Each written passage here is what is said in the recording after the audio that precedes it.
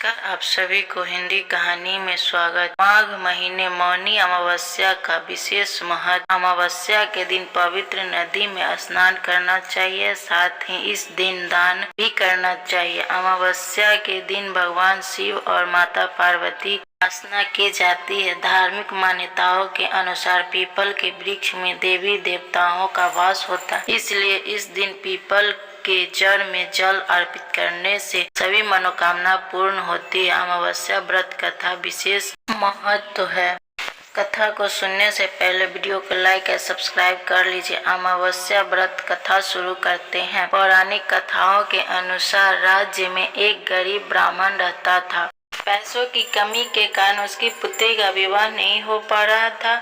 अपनी गरीबी से परेशान होकर एक दिन ब्राह्मण दंपति ने एक साधु से उपाय पूछा, तो साधु ने बताया कि पास के गांव में एक धोबी रहता है जो अपने बेटे और बहू के साथ रहती है। यदि आपकी बेटी उसे धोबी के सेवा करे तो धोबी खुश होकर उसे अपनी मांग का सिंदूर दे देगी, जिसे करने से विवाह तय हो जाएगा। यह सुनकर कन्या धोबी के घर जाकर सारा काम करने लगी और इसका पता धोबी व उसकी बहू को नहीं चल पाया कि एक दिन धोबी ने अपने बहू से पूछा कि तुम इतना सारा काम इतना जल्दी कैसे कर लेती हो।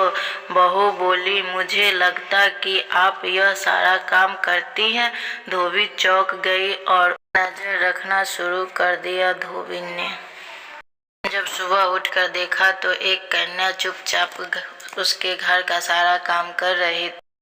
कई दिन तक ऐसा ही चलता रहा। एक दिन धोबी ने कन्या से कारण पूछा। कन्या ने साधु द्वारा कही सारे बातें धोबी को बता दी।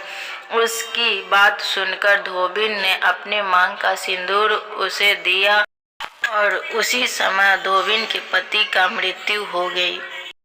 उसे दुखी होकर कन्या घर से निकल पड़ी और एक पीपल के पेड़ के पास पहुंचकर 108 ईंटों के टुकड़े लिए और उस टुकड़ों को 108 बार परिक्रमा करके एक बार फेंकने लगी। कन्या के ऐसा करने से धोबी का पति जीवित हो गया और पीपल के पेड़ की परिक्रमा के कारण कन्या को शुभ फल की प्राप्ति हुई और इसी प्रकार कन्या की शादी भी हो गई।